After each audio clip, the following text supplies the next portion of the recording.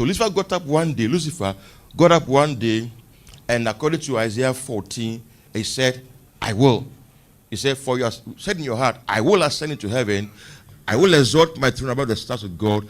I will also sit on the mount of the congregation on the farther side of the north. I will ascend above the heights of the cloud. I will be like the Most High. These 5 I will declaration of Lucifer stood in contrast with his will.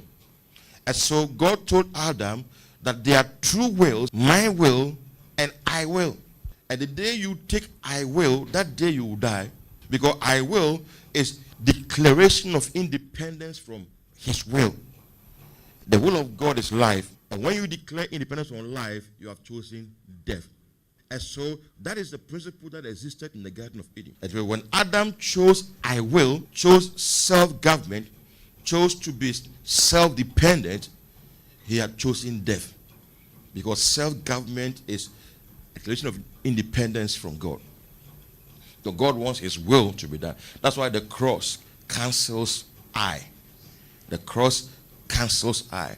And so anytime your will meets his will, that point of intercession is the cross you must carry. So anytime you put aside your will and take his will, you have taken your cross. You have carried your cross. So when it says take up your cross, it means put aside your will and take the will of God. Put aside and take his desire. Put aside your goals and take his goal. Put aside your ambition and take his vision. That's just what it means to say, take up your cross. That's why I say, it is your cross. It is your decision. Take up your cross and follow me. When Jesus Christ came, one of the things that Jesus made clear, he was unambiguous about, was the fact that he didn't come to do his own will. As a matter of fact, in John chapter 5, I think verse 30, he said, I did not come to do my own will. I can of myself do nothing. As I hear, I judge. And my judgment is righteous because I did not seek my own will, but the will of the Father who sent me. It was very important that he declared that. Because somebody else had come, Lucifer, who said, I will. Adam too came. Adam said, I will. The moment Adam said, I will, he was separated from life. And that's what produced the death that engulfed the whole of humanity. And here is the last Adam. When he came, he constantly said, not my will, but his will. So in the Garden of Gethsemane, what was happening was more than just the fear of dying. No, it was a battle, the culmination of the battle of the ages. The battle of the ages. That long war was about to end. And Jesus, once again, had come to stand in the place of man, meaning the last Adam, to either submit his will under God's will or repeat the mistake Adam and Lucifer had made. And so when Jesus Christ said, Father, if it is possible, let this cup pass away from me, God didn't answer the question. The Father was silent.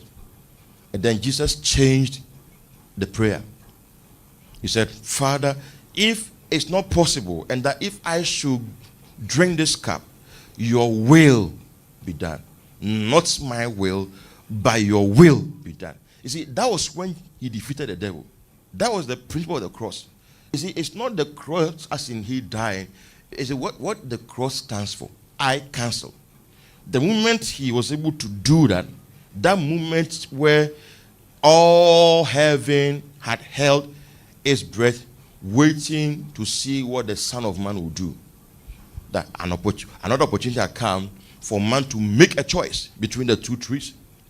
And Jesus, representing man, said, not my will, but yours be done. That was where he crushed the head of the devil. Even before he went to the cross, that was when he defeated the devil. Why? Because he chose his will, the will of God, above his will. He carried his cross. And so when he said we should carry our cross, it means that we are supposed to choose his will, his way, his desires, his vision, his goal above ours. When you do that, you have carried your cross. And that is the cost of discipleship. Because when you come to follow him, there are many things you are going to have to put aside. Because many things in this life are not God compliant. They are not God compatible. And they are not spirit compliant. Many things. And so when you take up your cross, all those things that cannot coexist with God, they go. And then you follow him. That's why the path of discipleship is the path of death. Dying to the I. Allowing him to replace your I. To cancel your I. Anytime the I stands by the glory. Glory is kabod, right? When the I comes by the glory, it becomes ikabod or ikabod. What is ikabod? The glory has what? Departed. When the glory stands alone, it is kabod. When I and the glory are brought together, because I cannot coexist with the glory, so it becomes ikabod. So when man takes charge, God withdraws. When man takes charge, God withdraws. If you want God to be involved in your life, you must put aside whatever you know. Put aside whatever strength you have. There are three things the cross will target. I will, I can, and I am. These three things, they are supposed to be God, only God. But sometimes we also think we can. We also want to will something. We also think we are.